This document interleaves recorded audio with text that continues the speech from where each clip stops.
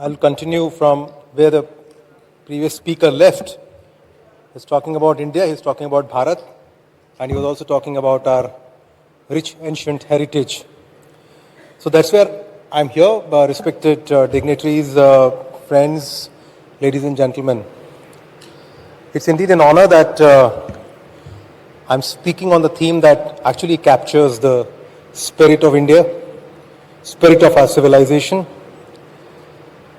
and of our century.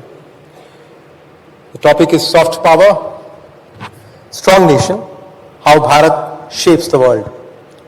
Ladies and gentlemen, at this moment when nations are measured not by the size of their economies or militaries, but actually they are measured by the strength of their ideas, strength of their cultures, and of course values.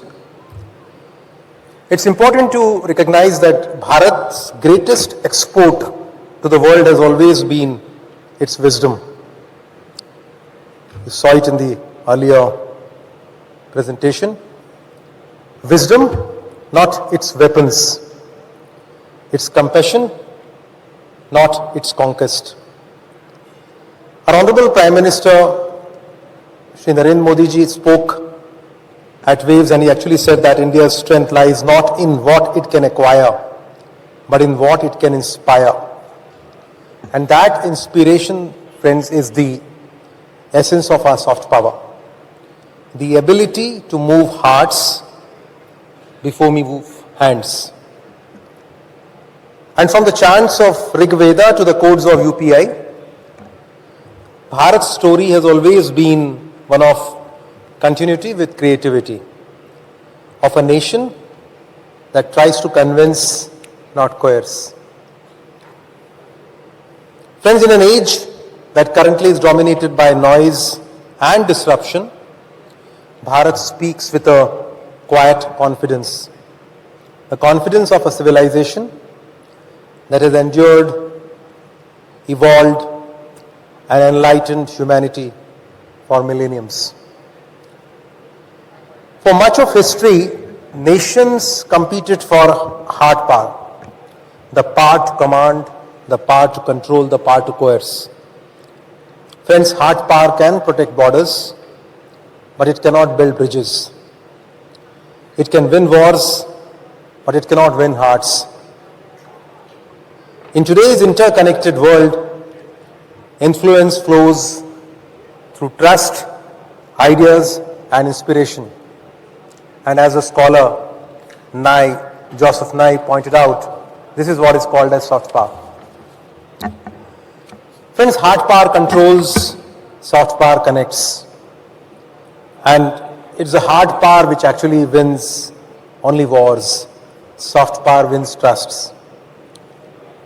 As I say, hard power may dominate space, but soft power is the one that's going to define time.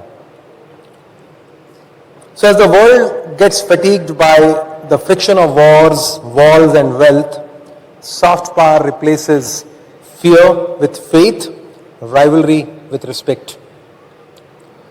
During India's G20 presidency, right here in this enclave, the motto, Vasudev Kutumbakam, which was one earth, one family, one future, and it was not a slogan, but it actually was a statement of civilization. And when the New Delhi Leaders' Declaration came out right from here, which achieved consensus despite global polarization, it reminded the world that moral persuasion can succeed where military pressure fails. Friends, India's soft power is civilizational. Our values of ahimsa, satyagraha, sarvodaya transforms global movements.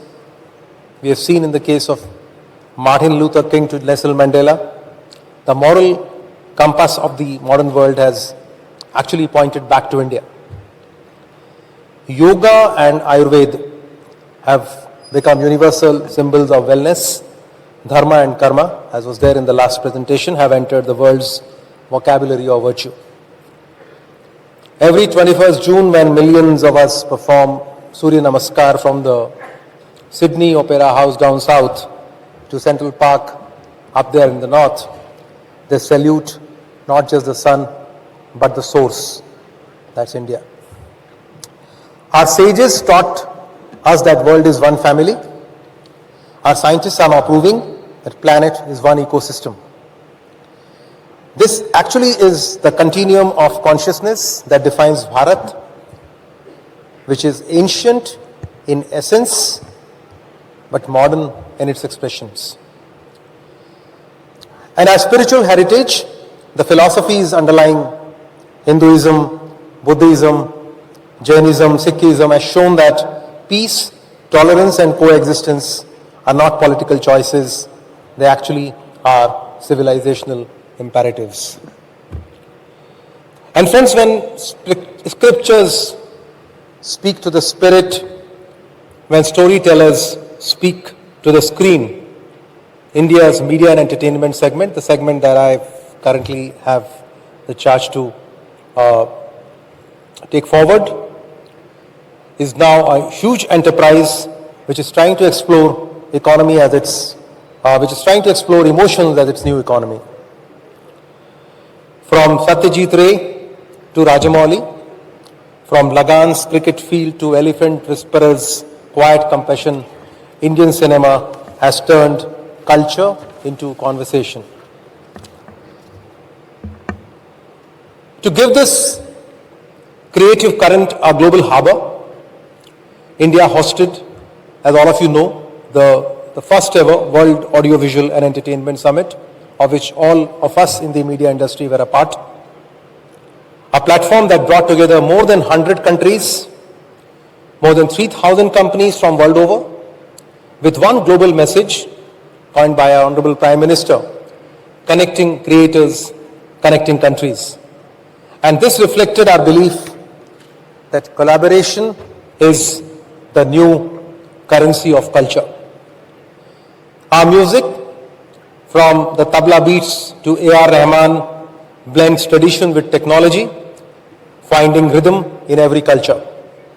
Our art and craft, Madhubani, Kalamkari, Khadi, they're all heritage with a heartbeat, living and breathing symbols of our resilience. Festivals like Diwali, that we currently all of us are celebrating, and Holi are now being celebrated across more than 100 countries. Not just as Indian events, but as global festivals of light and joy. The year 2023 was declared as the International Year of Millets. This was another Indian idea that was shaping the world's future of food. Through every medium, cinema, crafts, cuisine or color, Bharat not just entertains, it also educates the world about harmony in diversity. India's intellect and its invisible infrastructure, from the zero of Aryabhatta to Chandrayaan 3 touchdown at Shiv Shakti Point, our pursuit of knowledge has always married science with soul. Our ancient universities, Takshila, Nalanda, Vikramashila, were the Silicon Valleys of their age. Today our IITs, IIMs and AIMS are carrying forward that flame. Through our digital public infrastructure, Aadhaar, UPI, CoWIN, ONDC, we are building the world's largest open source model of inclusion. More than 50 countries are now studying our stack, proving that our software is not just code, but it is conviction. As was indicated, artificial intelligence going forward is going to be one of the major disruptions, not just for the media and entertainment, but for the economies at large. And that's where India's AI mission is going to ensure that machines learn not just logic, but ethics. The Shiva in between was pointed out by the previous speaker, which will actually embed the dharma so pivotal in the AI age. So innovation with integrity and technology with trust is what our soft power offers to the world. Friends, in this era of shouting capitals, India remains the calm center. Our diplomacy blends policy with philosophy, growth with goodness, influence with integrity. Our leadership at the International Solar Alliance, Mission Life, Lifestyle for Environment shows that we practice what we preach. And friends, we do not aspire to be a dominating superpower, destabilizing the world. We aspire to be a power center of stability, sustainability, and above all, spirituality. Our diaspora, close to 35 million Indians living in more than 200 countries, they form a constellation of competence and compassion. They are our ambassadors of ability. When Diwali lights up the New York City Hall or the Melbourne Cricket Stadium, it echoes with the beats of Bollywood and Indian films. It's actually our diaspora which is turning our culture into celebration. Bharat's spirituality, our soft presence, is mindfulness in motion. From our gurus, Swami Vivekanand, to Aurobindo, to Mata Amritatmayi, to Ravi Shankar and Sadhguru, all of them have made ancient insights a modern instrument for harmony. India's compassion also walks the talk.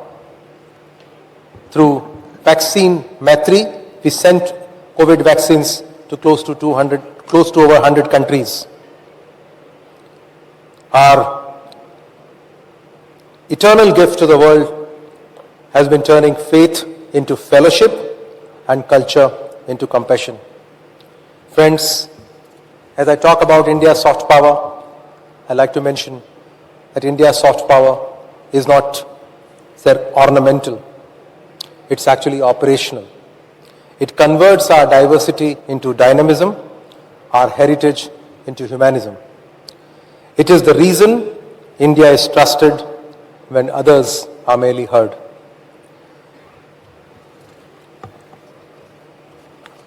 As I speak before the members of the industry, I'd like to remind all of you that every product that we build, every partnership that we forge, we need to project brand India. We need to stand for quality, credibility, and conscience. To all our creators, artists, innovators, and scientists, it's essential that our technology is inclusive, our technology is intuitive, and our technology is inspired by dharma, because that's what the ancient heritage teaches us. And to each one of us, the world's idea of Bharat begins with us. It's our honesty, it's our humility, and our hard work that's going to bring in our soft power across the world. Because when Bharat speaks, the world listens, not out of fear, but out of faith, not from compulsion, but from our conviction. Ladies and gentlemen, this is India. This is India's soft power. Thank you. Jai Hind. Jai Bharat. A very happy Diwali to each one of you.